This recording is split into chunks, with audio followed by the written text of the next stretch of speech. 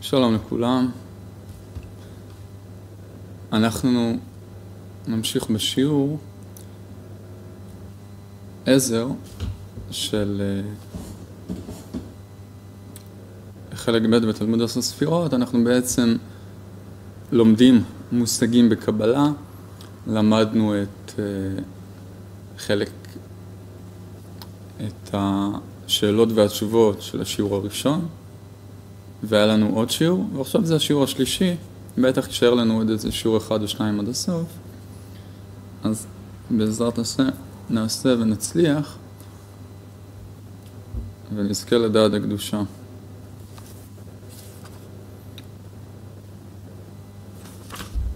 אני קורא מלוח השאלות והתשובות לפירוש המילות.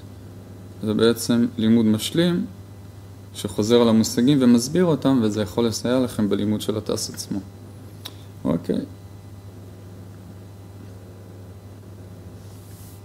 הגענו למושג חומר. עוד כ"ו, חומר. השאלה כ"ו.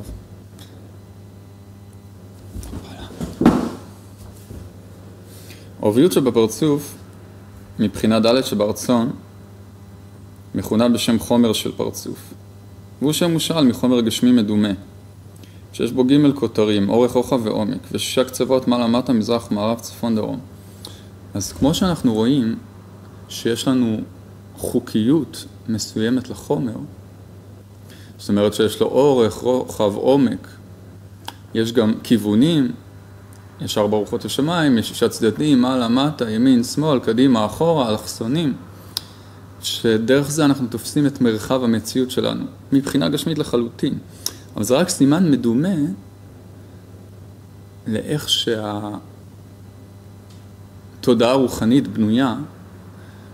הרי למה יש שמאל, ימין, אמצע? שאלתם פעם את עצמכם? למה האלקטרון רוקד בצורה שהוא רוקד?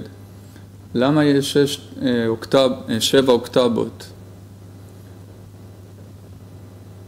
למה דברים כמו שהם?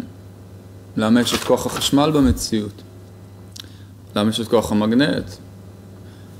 למה יש את כוח המשיכה? למה יש את הכוח הגרעיני החזק, כוח הגרעיני החלש? וכו' וכו'. למה יש את תורת הקוונטים?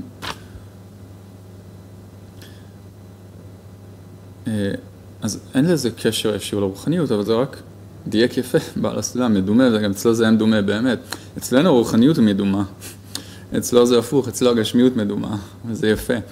אבל החוקים האלה נובעים, כי יש חוק אחד לכל העולמות, אז נכון שצריך להחסיר בזמן ומקום את החוקים שרואים אותם בגשמיות, אבל כי אין קשר ישיר בכלל, ונלמד את זה במקומו, אבל יש דמיון. עכשיו, זה שאני רואה תמונה של חלב, זה לא אומר שאני חלבי עכשיו, או שתמונה של בשר, זה לא אומר שאני בשרי. ההשפעה היא לא בהכרח ישירה. אבל זה מלמד אותי, זה רומז לי על הדבר הרוחני. אז כמו שיש ג' כותרים, אורך, רוחב ועומק, שדרכם אנחנו מגדירים חומר במרחב, ככה יש את הספירות ואת הבחינות שהם מייצגים את טוביות הרצון. שזה מבטא את ההתפשטות של המלכות. רוחב זה חסדים, אורך זה חוכמה, עומק זה מדרגת חוכמה שמתפשטת לגוף וכו' וכו', שזה מייצג את האוביות. אז כמו שבכוס הגשמית יש אורך, רוחב ועומק, אז ד' הבחינות ברוחניות הם האורך, רוחב והעומק, הרי אין שם מקום מדומה. אז מה זה? אוביות? לא מדובר על אוביות כזאת, הרי זה לא אותו דבר כמו בגשמיות.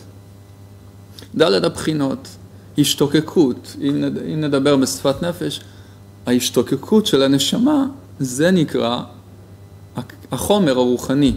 זאת אומרת, אם יש לי השתוקקות, זה חומר רוחני. רק כמובן, אנחנו מתייחסים לחומר בצורה מתוקנת. זאת אומרת, החומר המקורי זה העיגולים, זה כלים לעיגולים. אבל אנחנו מדברים כבר על החומר של הקו. אבל זה תלוי מה נדבר, גם בעיגול לאחר ביאת הקו יש את ההבחנות האלה, או ברמת הגורמים שבונים את המלכות שהיא הכלי קבלה. לכן כל דבר במקומו. אז מה זה חומר ורוחניות? עוביות, הרצון לקבל, עוביות, זה חומר מבחינתנו. אז כמה שיש לי יותר עוביות, יותר השתוקקות, זה אומר שיש לי יותר חומר. אבל, אולי נכניס פה קצת גם עבודת נפש. לא מדובר על עוביות גשמית. זאת אומרת, יכול להיות שיש לי $1,000,000 בבנק, 1,000 בתים, 1,000 נשים כמו שלמה המלך, ואני מרגיש בדיכאון, ועשיתי ניתוח פלסטי נגיד, ואני חתיך, ושמתי עדשות בעיניים, המצלמה פה לא מעבירה את האיכות, אבל יש לי עיניים כחולות, שמתי נגיד עדשות, ככה שלהראות שהפנימיות שלי כחולה, כמו התכלית. ויש לי הרבה בניינים, והרבה סעודות, וכולם מחייכים לי מבחינה חיצונית, אבל אני מרגיש מדוכא וריק. יש לי בריאות אפילו, יש לי אפילו משפחה טובה, לאו דווקא לי אישית, אני ממשיל את זה דרכי שיהיה מובן, והאדם, אתם, מרגישים ריקים, דיכאון. למה? הרי יש לי לכאורה כלים, אבל אני אפילו לוקח סמים להגביר את תאוות העריות שלי, כי היא נגמרת מהר והיא רק סימן. מחילה מגבותכם על המשל, אבל זה מה שאנשים עושים. ועדיין אני ריק, ואפילו אני מרגיש פחות בפעם הבאה שאני עושה את זה. למה? כי כל העוביות שאני מתעסק בה היא בצעצועים הגשמיים, היא עוביות חיצונית. אז זה כמו המשל של המראה, של הבעל שם טוב, שאדם מנקה את המראה. אז אם אני מגדיל את המראה, כמו אינסטגרם, אינסטט אוף גרם, רגע של גרם, של ריק. אז אם אני מגדיל את המראה או אני מלטש את הפנים שלי באפקטים, אז האם באמת אני יותר יפה? האם אני בהכרח ארגיש יותר טוב שאני ארגיש יותר ריק? לכן, כשמגדילים את העוביות של הגשמיות, זה כאילו שאני מגדיל את המראה החיצונית. אבל ההרגשה שלי יכולה להיות אפילו יותר גרועה. למה? זה כמו אדם שמתרגל לשלט, ועכשיו הוא עוד יותר עצלן לקום מהמיטה. אז, או כמו אדם שרואה סדרות. זה משל טוב. הרי במקור, איך מקבלים חוויה או לומדים? דרך ספרים. למה? כי הספר זה סימן לספירה. כמו שהספר הגשמי מלמד אותנו על המציאות החיצונית, או מספר לנו סיפור, ככה הספירות העליונות מלמדות אותנו ומספרות לנו על העולם הרוחני. זה לא סתם ספר, ספירה, לא סתם דרך ספר מקבלים ידע. זה סימן. אז היום יש במקום ספירות, יש סדרות. אז לא, יש סדרות של טס, זה סבבה. ולא אומר לכם לראות סדרות, כן לראות, זה רק משל עכשיו, זה לא הנקודה. אז הסדרות, מה הם עושים? הם מחלישים את הנפש מבחינה מסוימת, כי אני מתרגל לקבל חוויה בלי לעשות תנועה. הרי המצב התקין זה שאני עושה פעולה נפשית, מתייגע, מאמץ נפשי, אפילו פעולות גשמיות, ובסדרה אני כאילו מקבל איזה סיפור חוויה בלי להתאמץ יותר מדי, אני אפילו לא צריך לאמץ את העין יותר מדי ולקרוא או להפעיל את המחשבה. אז האם באמת אני יותר מאושר וירגיש אוהב או לא? לא, ממש לא. אם אני אוכל הרבה מתוק ויערוק את הלבלב שלי, אז יהיה לי יותר מתוק בחיים? לא. זאת אומרת שאנחנו מנסים, ואני אומר את זה לעצמי, אני מקווה שאני גם יבין את זה בעזרת השם, אבל כשאנחנו מנסים להגדיל את ההשתקעות הגשמית, זה כמו להגדיל את הצעצוע החיצוני, את המראה החיצונית, שהיא רק גירוי. אז גם אם הגדלתי את המראה, ואני נראה יותר גדול, אני לא באמת יותר גדול. למה? כי העוביות האמיתית היא בנשמה, מעבר לזמן ומקום. דיברתי על זה רבות בקבלה למתחיל, במאמר לסים עזר, בפנים מאוד מסבירות, כדאי להשלים שם את השיעורים. אבל מה שאני אומר, אז ברגע שאני מגדיל את ההשתוקקות החיצונית, אני לא בהכרח ארגיש יותר טוב. למה? כי העוביות היא בנשמה. אז מה צריך לעשות? אגב, זה גם במצוות ככה, אם אני אניח 10 ציציות, אני לא יותר רוחני. לפעמים בעל שם טוב אומר, היה לי הרבה בחומרות שלא ישכח מהכוונה, או יוריד מהכוונה. לכן, אבל מצד שני, אנחנו מאוד מכורים לחיצוניות, כולנו. לכן, צריך למצוא את האיזון. להשתמש בחיצוניות בצורה טובה ונחמדה, בשביל לבטא את הפנימיות, אבל לכוון. זה מה שהרב מלמד, זה נקרא מערת המכפלה. אני צריך לכוון לפנימיות, כי הרי הדברים החיצוניים מתים, אנחנו נמשכים אליהם רק כי מגרים בנו משהו בנפש, אבל ברגע שמגיעים אליהם מרגישים ריקים, גם ביופי, באישה, אפשר להתחתן עם האישה הכי יפה, כמובן הגשמיות מטבעה להתפרק, אז או ניתן הפוך, אפשר להתחתן עם הגבר הכי יפה, והוא לא יהיה יפה עוד 10 שנים, עוד שנה, למה? כי הטבע של הגשמיות היא לאבד, גם אם הוא יתאפר הרבה ומתרגל יום אחרי שבועיים לאיפור, יש גבר יותר יפה. וככה אנחנו רואים את הסלבריטי, יש להם כסף, יש להם כבוד, יש להם הכל, אין להם תירוץ לא להיות מושרים, לא להגיע לאהבה. נגיד, שמוליק, יש לו תירוץ, הוא עסוק בפרנסה כל היום, הוא לא נמצא בבית, יש לו בעיות בריאות, אז קשה לו לאהוב, נגיד, אבל הסלבריטי יש להם כסף, יש להם זמן, יש להם כבוד, יש להם את כל האמצעים לאהוב, והם מתגרשים כל יום. למה? כי ברגע שהם מגיעים לנקודה החיצונית ומשיגים אותה במלואה, הכלי נכבה. למה? כי זה הגירוי רק סימן, הכלי הוא בפנימיות, האוביות היא בנשמה. אז הם מחפשים גירוי אחר, כי הגוף נילה בטעם אחד, זה הטבע שלו. אבל הגירוי האחר מחזיר אותנו אחרי זה עוד פעם לאותה נקודה. זה כמו בבריאות טבעית, זאת אומרת, לקחתי אנטיביוטיקה, או כדור יותר חזק, ואז מה קרה? הנפש שלי נהייתה יותר חלשה, ונדחפו לי הרעלים פנימה. ואז עוד פעם זה יוצא, ואז אני לוקח כדור אחר, ואז עוד פעם, ואני במעגל כזה, בסוף חס ושלום, זה נהיה כרוני, נהפך סרטן, דהיינו דיכאון, שבולע אותי ואוכל את עצמי, ובולע את כל הרצונות, דהיינו התאים שבתוכי, וכו' וכו'. זה הסרטן הרוחני, באופן כללי, זה הדיכאון, שהוא מתקבע בנפש כרעילות וכלל. זה אחד המחלות הכי גדולות שיש, שזה נביאה של נזק בנפש. עכשיו, יש בזה רובדים, יש גם דיכאון לחלוטין בנפש הבהמית, שהוא לא תמיד קשור באופן ישיר, הוא קשור כי הכל קשור לנשמה, אבל הרבה פעמים המצב הרוחני משליך לנו על המצב הנפשי, והמצב הנפשי, דהיינו הנפש הבהמית במילים אחרות, מקרינה לנו אפילו למוח עד כדי כך, אבל אנחנו יכולים להיות מבחינת התאים תקינים לגמרי, וגם מבחינת המפתחות והמנעולים במוח, מבחינה שאם עושים לנו סריקת מוח, לא רואים סיבה שיהיה לנו דיכאון, ועדיין יהיה בדיכאון. למה? כי זה בנשמה.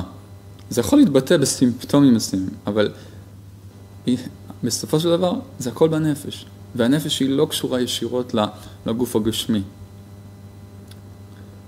לכן, ואצלנו הכל מעורבב בגדול. אז מה שצריך לעשות זה לתקן את האוביות הרוחנית, לתקן את הכלי הנפשי, לתקן את החומר הרוחני. הטעות שלנו, וגם של לומדי חיצוניות התורה, שהם מתקנים את החומר הגשמי, גם במצוות. ראו מה שהסברתי, בלי להתבייש, וזה היה בל"ג בעומר, אמרנו את הדברים ברור, בהקדמת פי חכם, מה שבעל הסולם מביא בזוהר שיר השירים. מסביר שם מאוד יפה על העניין הזה. מומלץ מאוד להשלים את השיעור. וגם בתיקוני הזוהר דיברנו בנושא. לכן השם יעזור לנו שבעצם נבין שהכלי הוא רוחני פנימי מעבר לזמן ומקום. בוודאי לנו שזה ככה, כי אהבה היא פנימית. ושאתה אוהב מישהי, אז היא מקרינה לך אווירה של אהבה, גם אם היא לא הכי יפה בעולם. ושוב, היופי הוא נגמר. התחתנת, שבוע יפה, הגוף מתרגל, גם המדע מסביר את זה, שההורמונים מתרגלים. כמובן, ההסבר שלהם הוא לא נכון, כשמדברים בפנימיות. ואז זה כבר לא יפה בעיניך, אתה צריך משהו אחר. זה הטבע של הרצון לקבל.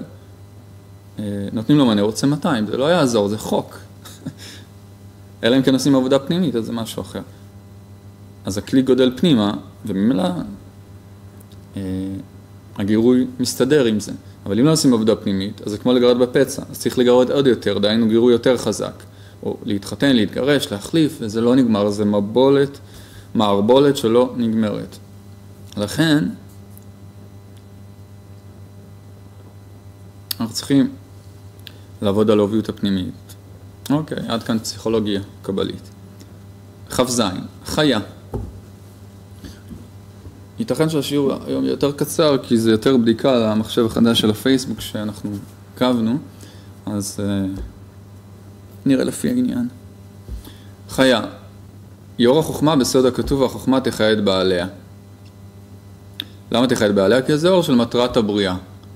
אור העצמות, אור החיות, האור שבא לרצון לקבל, לכלי קבלה, שזה כמו נקרא עונג. זה גם נקרא אהבה בצורה מתוקנת. ויש גם אור דחסדים, שזה אור שבא לרצון להשפיע, שזה אור של התקללות. למה? כי העצם של הנברא זה הרצון לקבל. כלי קבלה, כלי המשכה הגדולים, שם התענוג הגדול.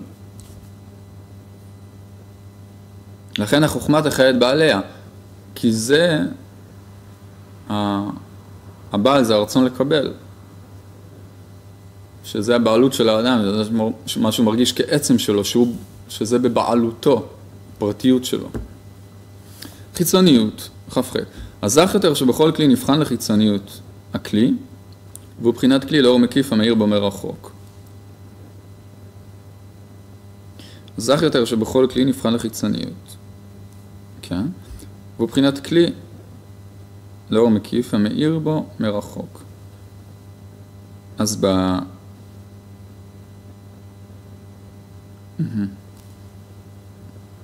למדנו שבקו הזך יותר הוא חיצוני יותר, והאב יותר הוא פנימי יותר.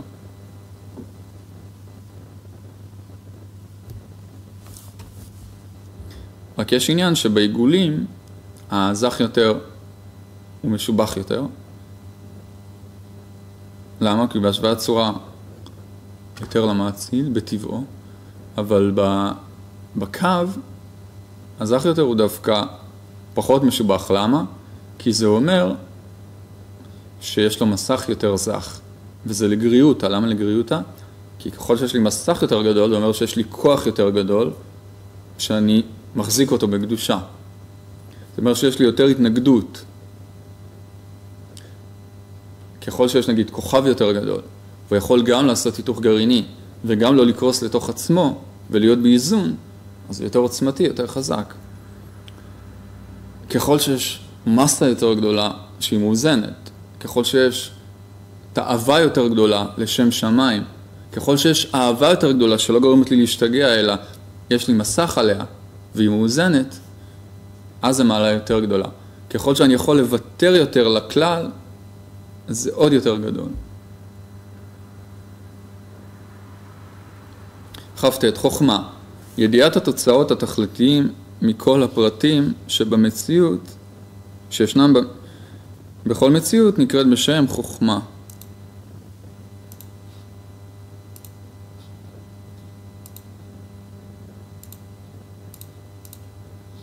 רק שנייה. חוכמה. ידיעת התוצאות התכליתיים, כן, זה שהוא אמר, זהו חכם הרואה את הנולד, דהיינו שרואה את כל הפרטים העתידים לצאת, אבל למה הוא רואה אותם? כי הוא חכם, דהיינו שהוא כוח מה, שהוא נמצא בכלל, שהוא משיג את הכלל, ממילא הוא רואה את כל הפרטים הנובעים מהכלל. אגב, פה נענה על שאלה מאוד יפה, לא יודע אם שאלו אותה, אבל אני שאלתי אותה, למה חוכמת הקבלה נקראת חוכמת הקבלה? זה צריך להיקרא חוכמת ההשפעה, אנחנו כל הזמן מדברים על השפעה, על זה שצריך להיות משפיע, היא כבר חוכמת ההשתוות צריך לקרוא לה. למה חוכמת הקבלה? חוכמת ההשפעה. הפוך, כל מה שאנחנו אומרים, שלא צריך לקבל. צריך לדחות הרצון לקבל, במיוחד בזמן תיקון. אלא מה? החוכמה נקראת על פי תכליתה, היות והמטרה היא לקבל בענת להשפיע. אז למרות שרוב חוכמת הקבלה עוסקת באמת הרבה להשפיע מנת להשפיע, ובתיקון, ובצמצום ב', אבל היות והתכלית שלה זה לקבל בענת להשפיע, אז חוכמה נקראת על פי תכליתה.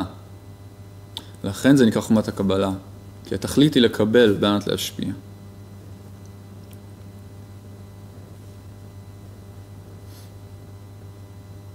לא לקבל כדי להשפיע למישהו אחר, זה במקומו דיברנו, זה לא נקרא לקבל בענת להשפיע.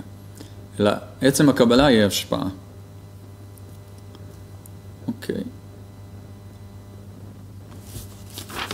חלון.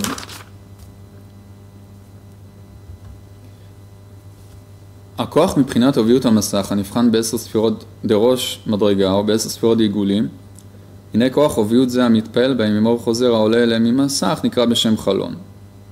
אני כנראה צריך לצייר את זה, שתבינו. כי אור חוזר הנדחה מבחינת ד' מחמת עוביותה, נעשה לבחינת כלי קבלה, אני תחילה למגמר ועדר למזבר. נעשה לבחינת כלי קבלה לאור העליון במקום בחינת ד', שהייתה כלי קבלה באין סוף ברוך הוא. והוא מטעם שאור חוזר הוא באמת כלול מעוביות דבחינת ד'. מחמת שהמשיכה אותו אצלה מאין סוף ברוך הוא. אמנם אין עוביות זו ניכרת רק בכלים דגוף, להיותם מתפשטים ממטה למסך. דהיינו למטה מבחינת ד' של 10 ספירות דראש. ועל כן עוביות דבחינת ד' שבמסך שולטת בהם, ולפיכך נחשבים לכלים גמורים, להתלבשות האור העליון בהם. מה שאין כן ב10 ספירות דראש אין בהכרח למעלה מבחינת ד' שלהן. אלא שאור חוזר עולה להן ממטה למעלה, ואין עוביות בבחינת ד' שבמסך, יכולה להתקלל ולעלות עם האור חוזר למעלה ממקומה, ל9 ספירות ראשונות ממנה, ולפיכך אין האור חוזר הזה נעשה שם לבחינת כלים גמורים, אלא לבחינת שורשים לכלים בלבד. ועל כן נקראת התלבשות 9 ספירות באור חוזר, זה רק בשם התקשרות. ועם כל זה, כלפי 9 ספירות דראש נבחן גם האור חוזר הזה לבחינת כוח של עוביות. כי על כן נעשה לכוח התקשרות, על כל פנים, להדפיס אותם בנאצל. והנה כוח זה מכונה בשם חלון, כי בכניסת אור חוזר באור ישר להאיר את הכלים מזכים דעיגולים, שאין בהם עיקר של עוביות כל עיקר. הרי כוח של עוביות שיש באור חוזר, הוא שפל בהרבה מהם. ועל כן, פוחת ומשפיל את הדופני הכלים דעיגולים, דרך כניסתו בהם, בדומה לנקב וחור שישנו בחדר. שהוא פחד וחיסרון בכותל החדר. וכן כאן, הפחד והחיסרון שנעשה בדופני הכלים דעיגולים מכוח עוביות שבאור חוזר, אינו נחשב בהם כלל לחיסרון, אלא לחלון, כי זולתו לא היה בהם שום אור, שהרי אינם מקבלים שום אור, אלא דרך הקו בכוח מסך שבו. אוקיי, אני אצייר ואסביר את זה. אבל אולי לפני הציור אני אסביר את הרעיון. היות ויש צמצום, ורק דרך מסך, דרך האור חוזר, האור העליון נתפס בנאצל, אז העיגול הוא כמו, נגיד, קופסה עגולה סגורה, בלי חלונות ובלי דלתות. למה? היות. ואין לה מסך. אם אין לו מסך, זה אומר שאין לו פתח לכניסת האור העליון. היות ובלי העוביות של הקו, האור לא ראוי להיכנס הביתה, ודאי לא מהדלת, ואפילו לא מחלון. חלון בא לייצג את זה שהאור עובר דרך אגב, היות וכניסת האור הרשמית היא דרך הדלת. דלת מייצגת כניסה, ישירה. החלון, גנבים לפעמים נכנסים מהחלון. החלון בא לבטא רעיון של פתח, של דרך צדדית למעבר האור, או דרך לכניסת האור. היה אפשר להבין לכאורה, אוקיי, אם אלה דלת אין בעיגול, בסדר, אבל לפחות שיהיה בו חלון, אפילו חלון אלו מצד עצמו. למה? היות וכניסת האור לבית מבטאת אור פנימי. אור מקיף יש לו אגב, אבל אור פנימי אין שום, באופן כללי, כן? אין שום אור פנימי, יש הערת כלים זה משהו אחר, אבל אין שום אור פנימי נכנס לעיגול, לא מהדלת ולא מהחלון. למה?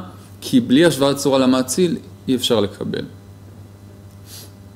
אבל היות והעיגול משמש את הקו, בהכרח עובר דרכו אור, והאור הזה נקרא חלון. ועכשיו אנחנו נקרא ונסביר את הרעיון הזה, ונצייר את זה. אוקיי.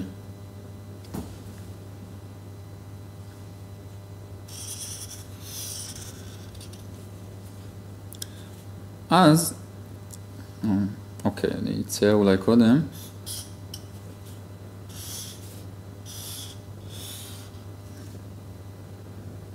בסדר. חלון.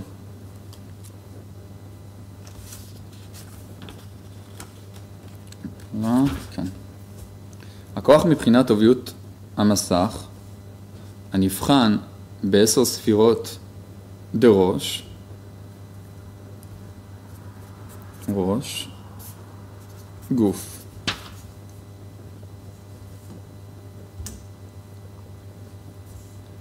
הנה כוח עוביות זה המתפעל בהם עם אור חוזר העולה להם מהמסך נקרא בשם חלון. פירוש, כי אור חוזר הנדחה מבחינה ד' מחמת עוביותה. זאת אומרת, האור נמשך לבחינה ד', פוגע, נוגע במסך, היא דוחה אותו, זה נקרא אור חוזר. אבל האור חוזר הזה נעשה לבחינת כלי קבלה לאור העליון, דהיינו סיבת קבלה חדשה, כי בזכות זה שהיא ויתרה על התענוג מחמת הרצון העצמי שלה, מכיוון שהיא באה לבטא את זה שהיא רוצה לקבל את האור מטעם השתוות הצורה, אז זה הסיבה עכשיו, השתוות הצורה, זה סיבת הקבלה. לפני הצמצום סיבת הקבלה, או לפחות בביטול צמצום לשעתו, שהיא משכת את האור, היא צריכה להשתמש בהשתוקקות שלה, שזה הכלי קבלה האמיתיים, הרעב והתאבון. אבל היא דוחה אותם, והיא בונה כלי קבלה חדשים, דהיינו רצון להשתוות הצורה. במקום בחינה ד' שהייתה כלי קבלה בין סוף ברוך הוא. והוא מטען שהאור חוזר הוא באמת כלול מעוביות בבחינה ד'. למה הוא כלול? כי יש שורש עליו. מחמת שהמשיכה אותו אצלם אין סוף ברוך הוא. אמנם אין עוביות זו ניכרת רק בכלים דגוף, שזה פה. למה? כי יש חוק שכוח הדין פועל ממקום ממצוא ולמטה, ולא ממקום ממצוא ולמעלה.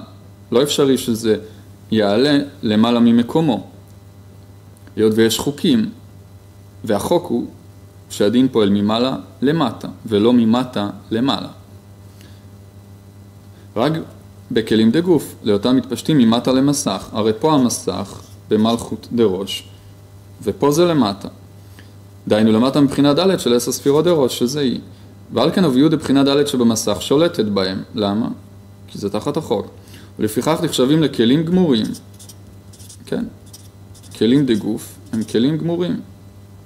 להתלבשות האור העליון בהם. כלים גמורים ואירועים לקבלת האור. מה שאין כן ב10 ספירות דראש, שזה פה, שאין בהכרח למעלה מבחינה ד' שלהם. למה?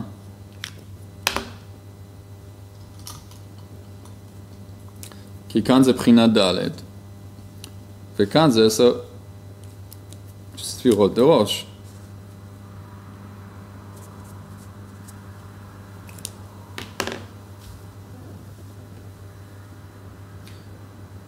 אלא שאור חוזר עולה אליהן ממטה למסך, דהיינו מהמסך ולמעלה, הרי המלכות דוחה אותו.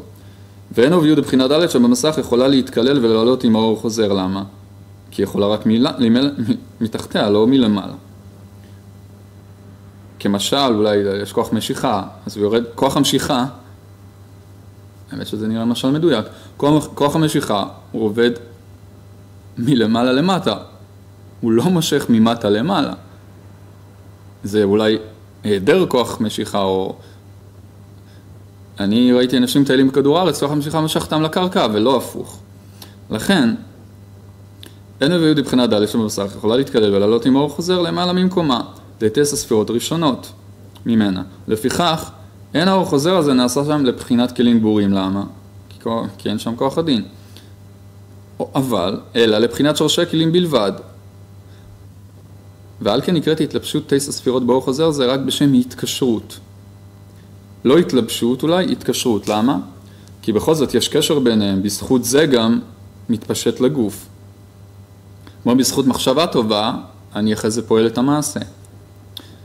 ועם כל זה, כלפי 9 ספירות דראש, נבחן גם האור חוזר הזה לבחינת כוח של עוביות. אז זה לא עוביות. למה? כי עוביות מתחילה מבחינה ד' ולמטה. אבל זה כן כוח של עוביות, התרשמות של עוביות אם תרצו. למה? כי על כן נעשה לכוח התקשרות על כל פנים להדפיס אותם בנאצל. כי בכל זאת זה מקשר, ובזכות זה יש את ההתפשטות לגוף. והנה הכוח הזה מכונה בשם חלון. כי בכניסת האור חוזר ואור ישר להאיר את הכלים הזקים דעיגולים, שהכלים הזקים דעיגולים הם נמצאים כנגד הראש, כי שניהם בחינת בכוח. בעניין הזה השוואת הצורה מקרב את הרוחנים.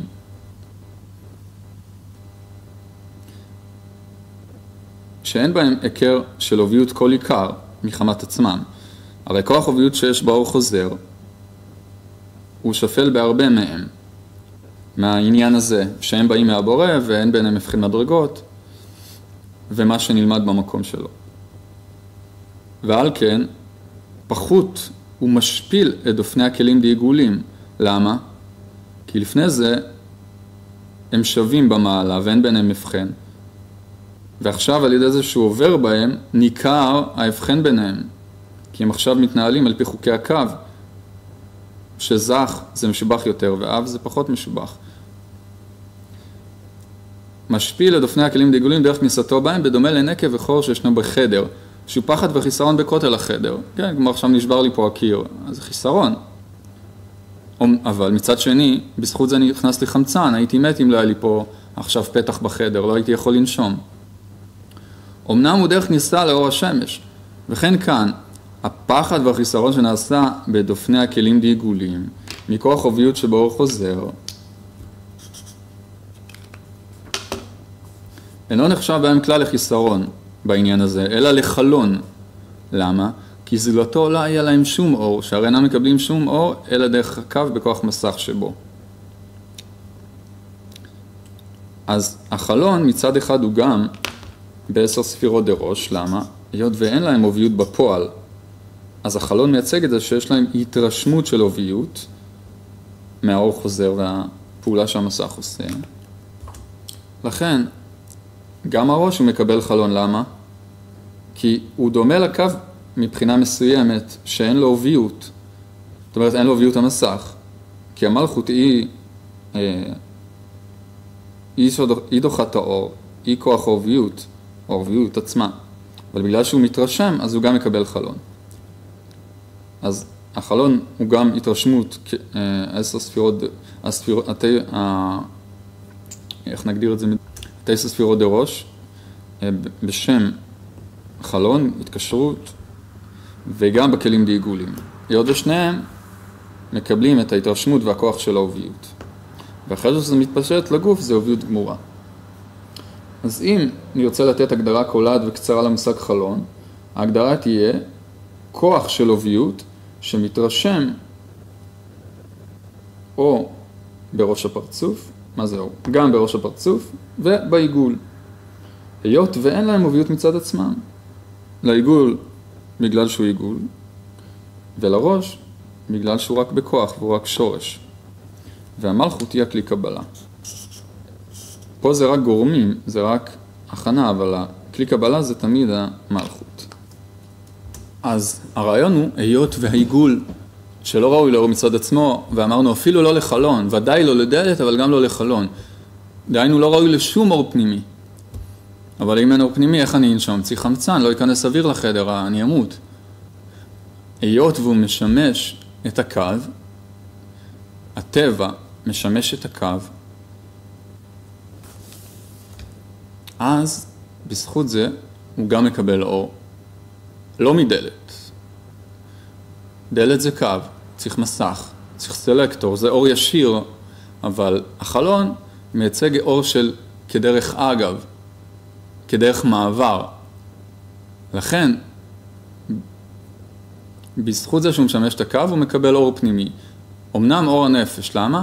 אור הנפש מייצג אור פסיבי, כי זה לא מחמת עצמו, מחמת ההשתתפות שלו, דהיינו מסך, הוא מקבל את האור. במסך כן, אבל אצלו לא. לכן במסך, בקו זה אור הרוח. לא ברמה של נרן, אלא ברמה של אור של תנועה, אור אקטיבי, אור של השפעה, אור של תנועה. אבל אבל העיגול, הוא מקבל קבלה פסיבית, כדרך אגב, לכן זה נקרא אור הנפש. אבל בזכות זה שהוא שימש את הקו, הוא קיבל גם אור פנימי. בזכות שהטבע משמש את האדם, הטבע גם מקבל אור מזה.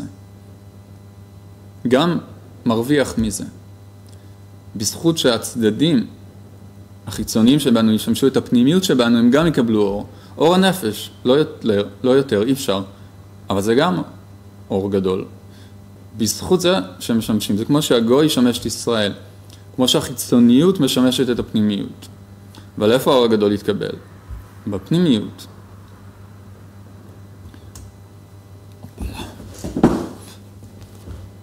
אז זה הרעיון של חלון. אז אוקיי, זה הספיק להיום. בעזרת השם, שנזכה לחלון, הרב אמר גם בשבת הסמינר, אני חושב, הקודמת, אתם מוזמנים לשבת הקרובה, פרשת קורח, שהחלון זה גם חלון הזדמנויות. למה? כי על ידי זה שאני דוחה את הרצון העצמי שלי, את הרגילות, את האוטומט, פתאום נפתח לי משהו חדש. נהיה לי פתח לדבר חדש. אז שנזכה לחלון הזדמנויות בנשמה, גם בחיים, גם בנשמה, בפרט בנשמה,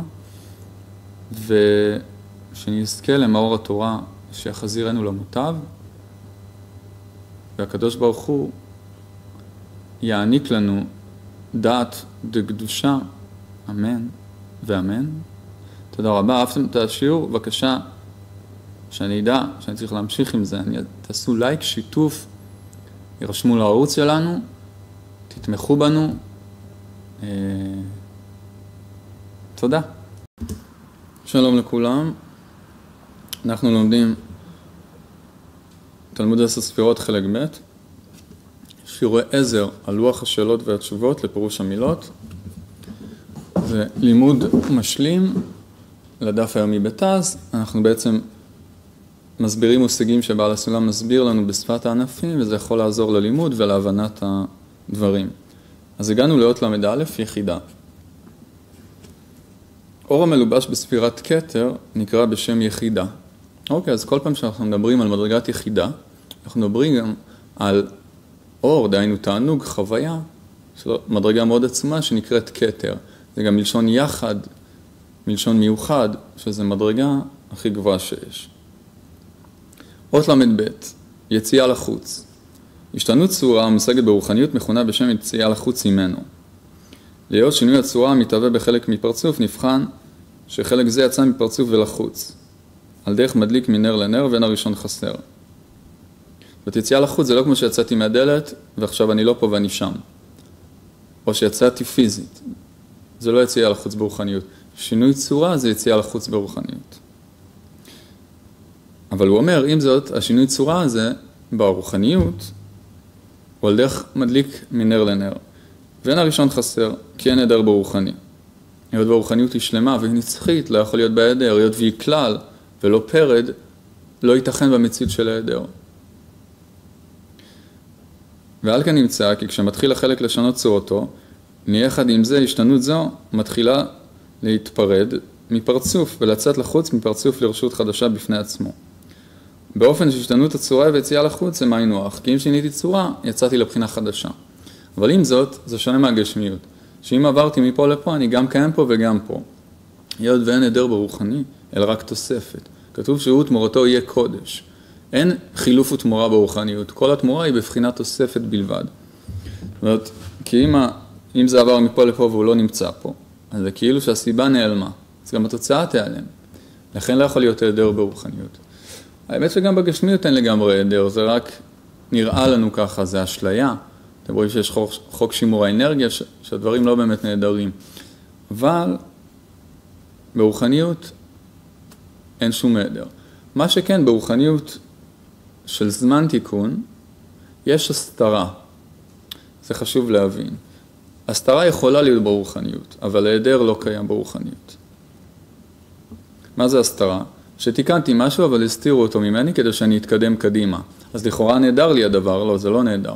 זה קיים בך וזה גם משפיע לך על התת מודע. פשוט זה מוסתר מהמודע שלך כדי שתוכל להמשיך להתאמן בסוד הזמן והחלקים. אבל זה לא באמת נהדר. שום דבר לא נהדר בנפש.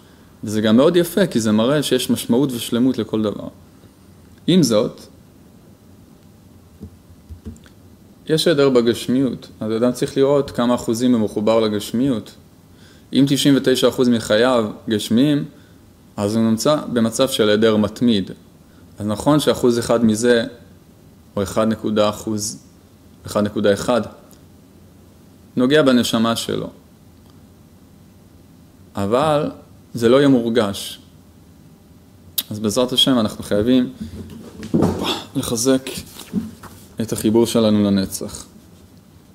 אות למד ג' ירידה. התאבוד פירושו ירידה. כלומר, שירד ממדרגתו, והזדככות פירושה עלייה. הרי לא מדובר על מעלית, אלא התאבוד זה ירידה, הזדככות זה עלייה. כמו שאתם רואים שהגשם כמשל מתעבה ומתגשם, או שעיבוי, יש עיבוי ועידוי. אז העיבוי זה שהמים יורדים לארץ, והעידוי זה שהם חוזרים לשמיים.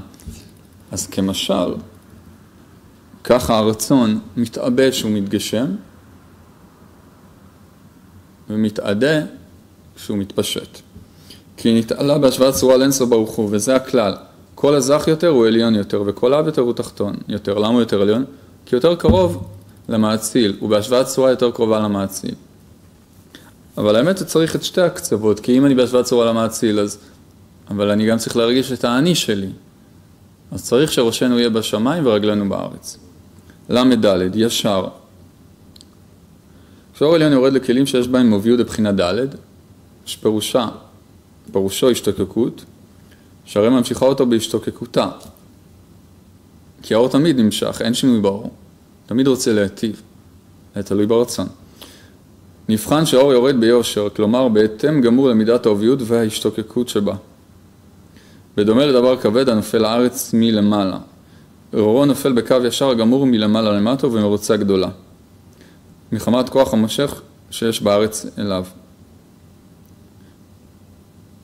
מה שאין כן אם דבר כאן נופל לארץ, שאין שם מקום לפעולת כוח המשך עליו. אז הוא מתעגל באוויר באיטיות עד שנח עליה. כן, אז זה נכון שכוח המשיכה פועל בשווה, אבל זה רק משל על הרעיון שאם הדבר כבד יש בו אוביות, אז הוא יורד מהר. אם זה איזה נוצה, ככה לאט לאט יורדת. כן הדבר כאן, כי בכלים שאין בהם אוביות, כמו כלים דיגולים, אין בהם אוביות של קו, זאת אומרת יש להם אוביות, אבל זו אוביות שהיא לא פרקטית בעניין הזה. כי אי אפשר לקבל איתה את האור. זה כמו כמשל החלל. היום המדע גילה שהחלל מלא אוביות ואנרגיה וחומר אפל וכל מה שאתם רוצים. אבל יכול להיות שבכלים שלנו זה לא פרקטי, אנחנו לא יכולים, זה לא ממשי מבחינתנו. חלקקים וירטואליים, זה לא ממשי עכשיו מבחינתי. אני צריך מולקולה לשתות קפה עכשיו.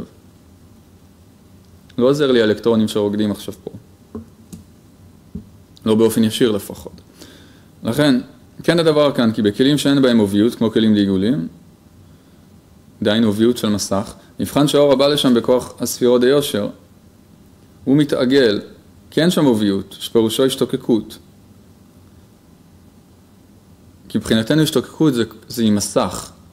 אנחנו לא מתייחסים יותר להשתוקקות בלי מסך, היות והיא מצומצמת. אשר המשיכו להם בכוח המשכה. מה שאין כן בכלים די יושר, שזה כלים די קו, שיש שם אוביות, הממשיך את האור בכוח גדול, נמצא האור יורד במרוצה ביושר מדויק בדומה לקו ישר.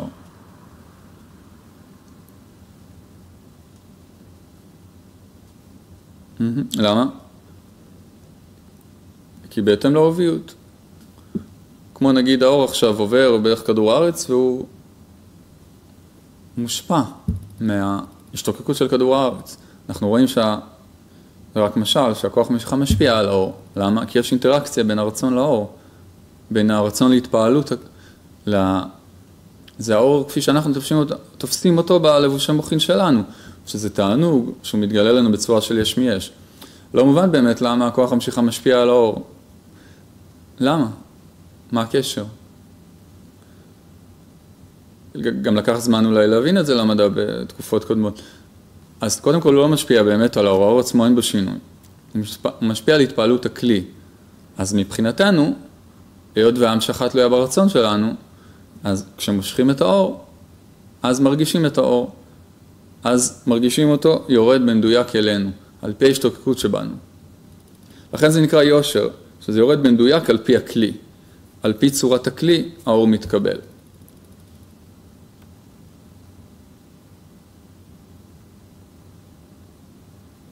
אוקיי, כתר, למדי. כתר, השראת השורש של המדרגה נקרא בשם כתר. מלשון מקטיר, שפורשו מסבב, להיותו הזך יותר מכל המדרגה, ונמצא משום זה מסבב על הפרצוף כולו ממעה לו. כן, כתר זה כמו שורש דשורש. חוכמה זה שורש, אבל כתר זה כמו השורש של השורש. זו הנקודה הכי גבוהה.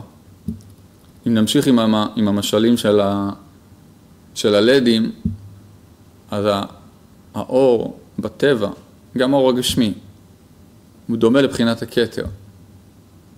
מצד אחד הוא קיים, מצד שני אבל גם מופשט, אין לו מסה. אז הוא חומר, מצד אחד הוא גל, מצד שני הוא חלקיק. מה קורה פה? הוא בין לבין, זה כמו השראה מקשרת. אז מצד אחד, אין בו חומר, למה? כי הוא מופשט, הוא שייך למאציל. מצד שני, אין תפיסה באור בלי כלי. אנחנו תופסים אותו דרך הכלים. תופסים אותו דרך החלוקה.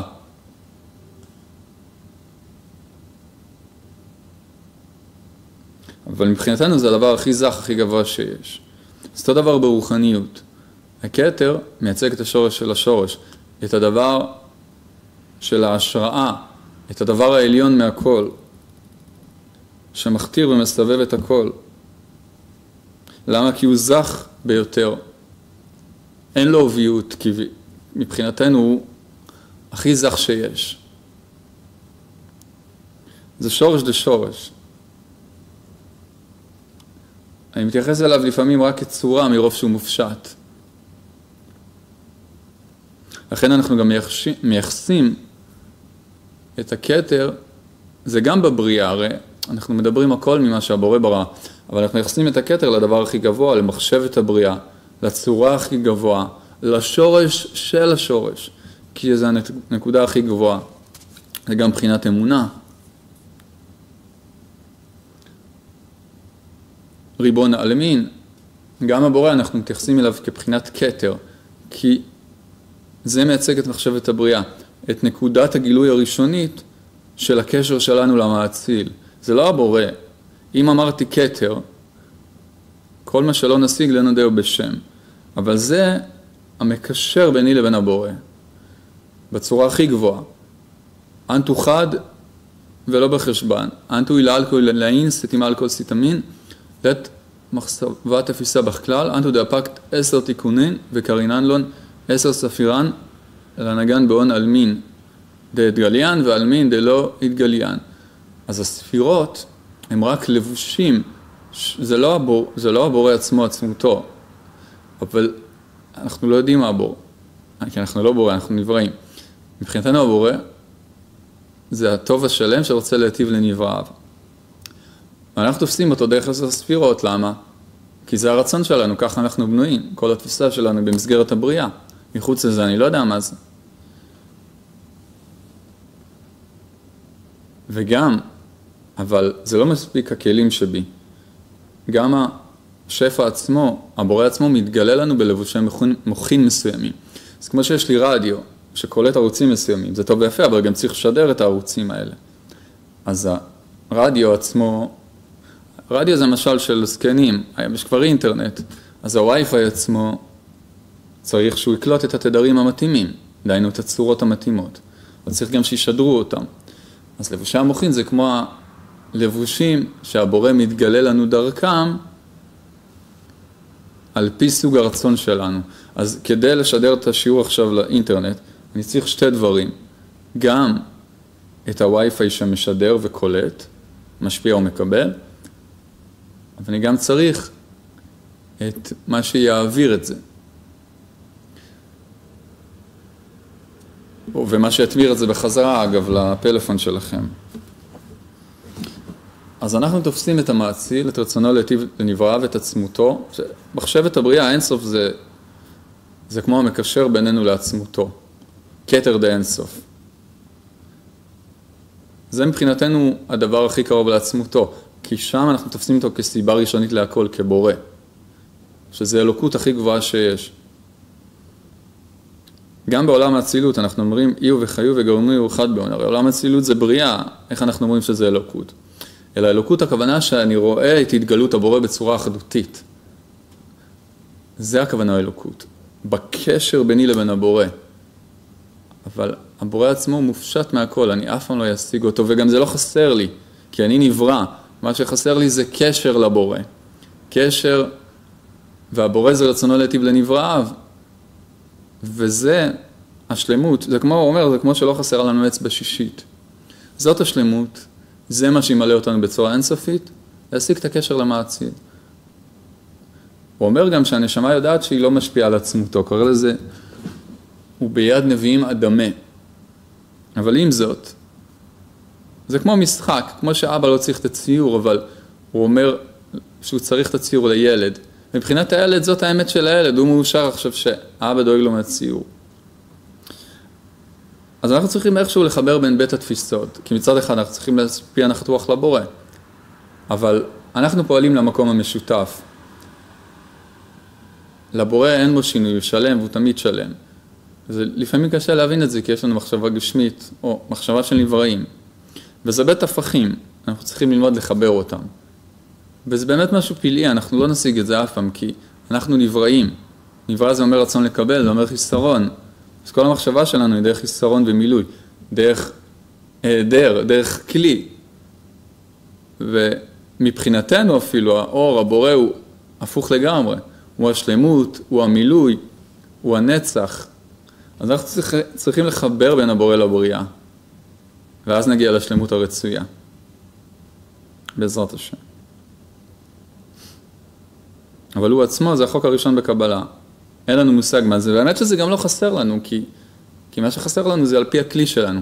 והכלי שלנו רוצה קשר לאינסוף ברוך הוא, לאלוקות, להשוואת הצורה, למאציל, לבורא, כפי שאנחנו תופסים אותו. וזה השלמות הכי גבוהה שלנו. כל ההתעסקות בעצמותה זה סתם פילוסופיה או חוסר הבנה. זה באמת גם לא חסר לנו. גם אם נגיד שחסר לנו, אין מציאות כזאת, כי אנחנו נבראים. אין לנו תפיסה במשהו מחוץ לרצון לקבל. לא חסר לנו משהו מחוץ לרצון לקבל. אבל צורה כן יכולה להיות חסרה לנו, וזה גם הוא נתן לנו את האפשרות לזה. לכן כתוב שמלכות אינסוף רצתה להידמות לעצמותו, כי אנחנו תופסים את עצמותו כצורה תאורה של השפעה, מבחינתנו. ודווקא זה אנחנו כן יכולים להשיג. כן נבראים, וזה נקרא מקבל בנת להשפיע, זה טריק גאוני. מצד אחד אני מקבל, נברא, ומצד שני אני משפיע, בצורה, כמו הבורא. להשפיע בחומר אני לא יכול, כי אני רוצה לקבל. אני יכול כאמצעי, כמגשר, אבל זה לא העצם שלי. העצם שלי זה לקבל.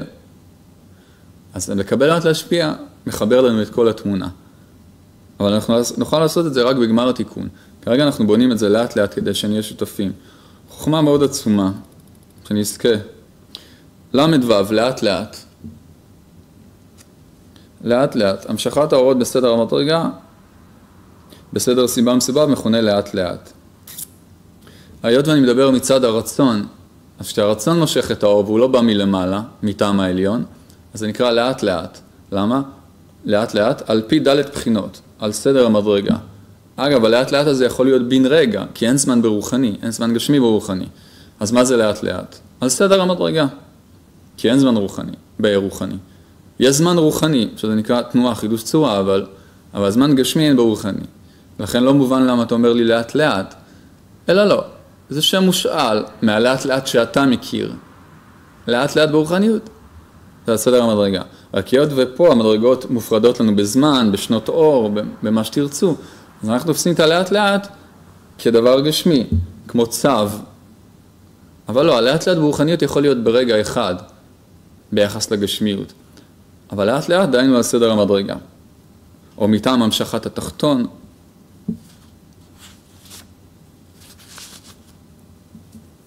כי כשזה בא מצד העליון, זה בא בבת אחת. כשזה בא מצד הכלל, זה בא כהרף עין.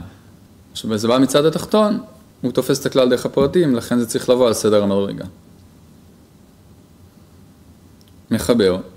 מלכות העליון נעשית כתר לתחתון, ולפיכך נמצאת מלכות מחברת כל עליון עם התחתון שלו. כלומר שנעשתה ביניהם השוואת הצורה. ועל ידי זה נעשה חיבור בין כל המדרגות, מעולם אדם קדמון עד סוף עשייה. היות וזה נקודת הקשר, נקודת השוואת הצורה ביניהם, וזה מה שמחבר ביניהם. ועניין זה נוהג בכלים די יושר שנקראים קו, ולא בכלים די עיגולים. למה? כי אין להם השוואת צורה. ולפיכך כל חיבור העיגולים, זה בזה נעשה על ידי הקו. זאת אומרת, היות ויש צמצום, אז מה יחבר בין העיגולים? הקו. הקו מחבר בין העיגולים. הרב אמר, אז שזה כמו הטבע שלו, הטבע מצד עצמו, הטבע החיצוני של האדם, יש בו קיטועים, יש בו נפרדות. אבל הקו מחבר את הטבעים ועושה אותם רציפים, אחדותיים. אנחנו רואים גם שהקשר שלנו, התפיסה שלנו של דברים, היא דרך זה שאנחנו רואים אותם, דרך האור חוזר שהם עושים. אני לא מדבר על גשמיות, אבל זה משל. אני רואה עכשיו את הכוס הזאת בגלל האור שהיא מחזירה אליי. אני רואה את הלבנה בשנייה אחת, מהירות האור, בערך זה המרחק מפה ללבנה, שנייה או שנייה נקודה 3 של מהירות האור. מה מחבר אותי אליה? זה שאני רואה אותה, זה שהיא מחזירה אליי אור. דרך הקו אני מתקשר אליה. אם לא היה בינינו אור, לא הייתי רואה אותה. לא הייתי יודע שהיא שמה.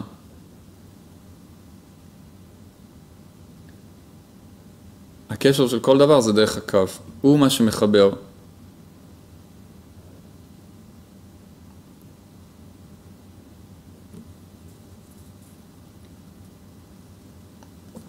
למ"ח, תמימי אור. מה עוד אפשר להגיד? אולי זה, המשחק חיבור הוא גבוה. החיבור זה עניין של השוואת צורה. יש גם חוק שנקרא בעולמות בחינה שכנגדו, המדע קצת ראה את זה היום כשהוא עסק בחלקיקים עדינים, אבל הוא ראה את זה רק בהשלכה הגשמית שלו, הוא לא ראה את ההשלכה הרוחנית. הבחינה שכנגדו זה כמו שהרב אמר, שכל מי שראש ממשלה או ראש בית או ראש משפחה מושפע מאותו כלל. זה לא סדר של עליון ותחתון, זה סדר שהוא מעבר למדרגות האלה. כי עליון ותחתון זה כמו פרט, זה סדר של פרטים, שגם הם יש להם את הכלל שלהם, אבל יש כלל שהוא כלל של הכללים, שהוא מעל הכל. וזה נקרא בחינה שכנגדו, וזה סדר מיוחד בחוכמה, זה סדר של אמונה, סדר של מיסטיקה אם תרצו. שזה כוח מאוד מיוחד, זה כוח אמוני, זה שונה מתפיסת המדע. זה מעבר לחומר, לכן רואים לפעמים, אני אתן משל גשמי, אבל תיזהרו בבקשה לא להבין את זה בגשמיות. זה רק משל בלבד. רואים להם שהמדע רואה שברמה העדינה של החומר, בתת אטום, אם שיניתי משהו בחלקיק, אז הבן זוג שלו יושפע בגלקסיה אחרת אפילו. איך? הרי אין ביניהם חיבור פיזי. ואם תגיד שהתפיסה שלנו של קשר בין חומרים היא דרך האינטראקציה שלהם, אז עד שמהירות האור תגיע לגלקסיה אחרת, ייקח מיליארדי שנים, אז איך הוא משפיע עליו? אלא, יש ביניהם כלל, מעבר לקשר של סיבה ותוצאה. כלל צורני, והיות, ופעלתי על פרט אחד, והוא השפיע על הכלל, הכלל הזה גם השפיע על הפרט האחר. והכלל הזה הוא משפיע על כל הפרטים בכל המקומות. הוא מעל הסדר של הסיבה ותוצאה. לכן, ניסוי אחד פה משפיע על משהו בגלקסיה אחרת. אבל, לכאורה, אם נזרום רגע עם המשל של המדע, כל החלקיקים היו ביחד במפץ הגדול. אז ממילא כולם קשורים לכולם. כולם היו בנקודה אמצעית. אז ממילא כל החלקיקים משפיעים על כולם. בפנימיותם. אבל לא משנה, לא נתבלבל יותר מדי במשל. אבל זה רק בצעצועים הגשמיים, זאת אומרת, אני יכול להשפיע על כל האטומים בעולם, ואין לזה שום קשר לרוחניות. למה? אני צריך להשפיע על הרצונות שלי. זה משפיע. זה לא קשור לאטומים הגשמיים בכלל. קשור כסימן רחוק, אבל אולי חשוב גם להבין איך אנחנו... יש חוק אחד לכל העולמות. אז גם החוקים הגשמיים האמת אפילו נובעים מהחוקים הרוחניים. רק הם עוברים גם דרך קליפות חלק מהחוקים, דרך חוקי הזמן והמקום, ודרך הנפרדות הגשמית, אז הם מתבטאים שונה, הרי האור הוא נצחי, הוא לא מוגבל לזמן, הוא מהיר ברגע אחד, מאין סוף ברוך הוא עד גמר תיקון. ואנחנו רואים שהאור מוגבל ל-300,000 קילומטר לשנייה וכו' וכו'.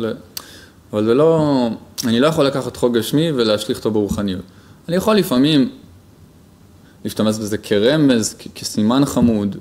באמת רואים שהחוקים מאוד מדויקים, אפילו בבריאות טבעית, בכל מה שתרצו. אפילו בתאים בגוף. אבל זה רק כמו איזה פאזל ולגו צעצוע, שמונח.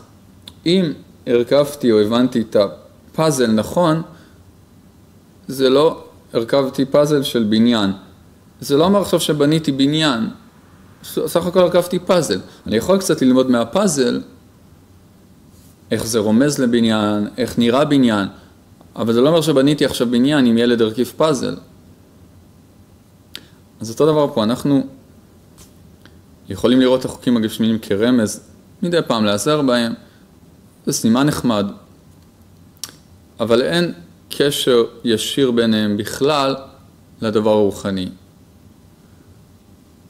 אם כואבת לי היד, זה לא אומר שיש לי בעיה בקו ימין.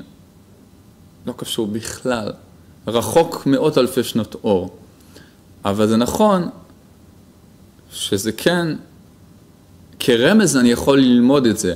כמו שאם כואבת לי היד, אני צריך לא לבדוק את הבעיה רק ביד, אלא לבדוק את הבעיה בכל הגוף. אז ככה ברוחניות. אם כואב לי רצון מסוים, אני לא מתקן רק את הרצון הזה. אני צריך לראות את כל הכלל. הפרטים תמיד כפופים לכלל, הם לא עומדים בפני עצמם. אם יש לי נגע באור, זה בגלל שיש לי בעיה בפנימיות, זה לא בגלל האור שבי. אז אנחנו יכולים לראות את החוקים מתבטאים דומה, היות.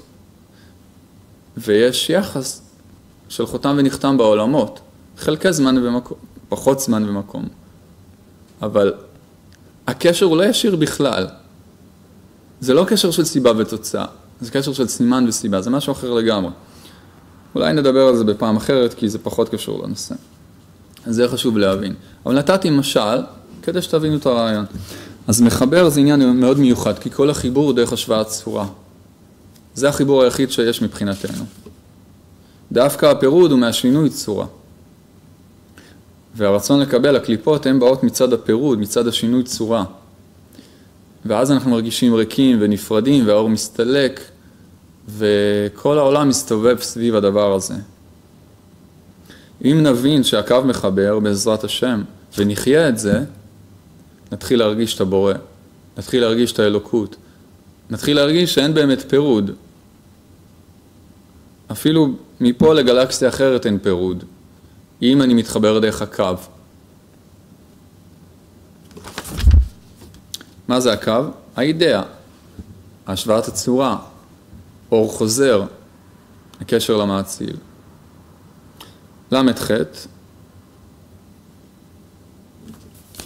ובזה נסיים להיום כנראה. לא, אוקיי, עוד אחד, יהיה עוד שם. למד חטא, מימי אור. הרבה פעמים בארי רואים כתוב, גם בהתחלה, מימי אור. מה זה מימי אור? האור היורד ממדרגתו מכונה בשם מים, או מימי אור. כן, זאת אומרת, המים זה כמו מיעוט של האור. כמו וק דחוכמה ביחס לגר דחוכמה. הרי גם המים זה אור. מה זאת אומרת? שפע. הרי המים זה אנרגיית השמש. שסך הכל התמעטה או לבשה צורה אחרת. גם עכשיו הכוס קפה הלא אורגני שאני שותה, שמלא ברעלים וריסוסים, המקור שלו, נגיד, זה אנרגיית השמש. הפולים, הצמחים, קיבלו את האנרגיה של השמש ויצרו מזה פרי, הפכו את זה לסוכרים, יצרו מזה דברים, אבל בעצם המקור של זה השמש. אבל גם השמש היא לא המקור, היא מקור מאוד קטן. גם היא מופעלת מגורמים יותר עליונים, שהם נותנים בה את השפע. עד אין סוף ברוך הוא. רק זה מוסתר לנו, אז אני חושב שזה נותן לי את האנרגיה עכשיו. לא. האמת ששתיתי את הכוס קפה, התקשרתי, רק משל, ומי שלומד תורת המזרח שלא יתבלבל פה. התקשרתי לאנרגיית השמש. לכן, בבריאות טבעית אנחנו רואים גם זה לא שיעור על בריאות טבעית, זה רק משל. מי שעוסק בבריאות טבעית רואה שכל השיטות סותרות אחת את השנייה לחלוטין. מי שבאמת מבין בבריאות טבעית, כל אחד אומר לך משהו אחר. אז אני רק משתמש במשלים, כי זה משלים טובים האמת. אז בבריאות טבעית אומרים לך שכמה שהדבר פחות מעובד, כמה שהוא יותר קרוב לטבע שלו, הוא משפיע בך כוח חיות יותר גדולה. למה? וזה לא קשור לקלוריות בכלל. אין שום קשר לקלוריות. כי אתה רואים שאפשר לאכול הרבה קלוריות, וחלשים יותר, עייפים יותר. למה? כי אין אפשרות להכיל אותם. אבל כמה שזה יותר קרוב לטבע, זה משל, בבקשה לא להבין את זה בגשמיות. זה יותר בהשוואת הצורה למקור. זה יותר בהשוואת הצורה למקור, זה משפיע ביותר חיים. לכן, כמה שהדבר מעובד יותר, אז יותר, אני יכול להפיק ממנו פחות את המקור, לפרש ממנו את המקור. נחזור למושג הרוחני, אז רואים שהמים נותנים את הקיום לכל העולם הגשמי. רוב החיים הידועים לנו מבוססים על מים, על נוזלים. למה? היות וזה, זה גם כמו האור בצמצום ב'. זה האור שהתמעט. לא מדובר על מים גשמיים. מים זה עניין של חיות, של תענוג. רק זה תענוג ממועט, זה נקרא וק ביחס לגר. לכן מימי האור העליון, להראות שהאור התמעט מגר לבק. זה נקרא מים.